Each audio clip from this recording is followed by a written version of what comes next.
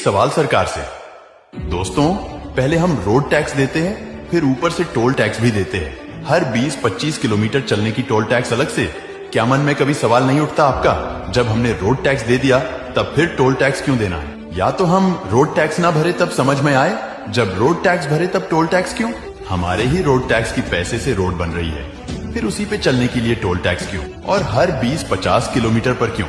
एक दिन मैंने हिसाब निकाला था, दिल्ली से कलकत्ता अगर अब गाड़ी से चले जाए तो डीजल के खर्चे से ज्यादा टोल टैक्स की खर्चे आते हैं। तो हम हिंदुस्तान की सरकार को इनकम टैक्स के रूप में, कॉर्पोरेट टैक्स के रूप में, वैल्यू एडेड टैक्स के रूप में, सेल टैक्स के रूप में, रोड टैक्स के रूप में, टोल टैक्स के रूप में, प्रॉपर्टी टैक्स के रूप में, हाउस टैक्स के रूप में, ऐसे ही 64 टाइप्स टैक्स के रूप में हर साल हम 20 लाख करोड़ दे देते हैं। 6,14,000 करोड़ केंद्र सरकार को और बचा हुए सब राज्य सरकार को 35 राज्य में। फिर भी हमारे देश में गरीबी, भूखमरी, बेकारी क्यों है?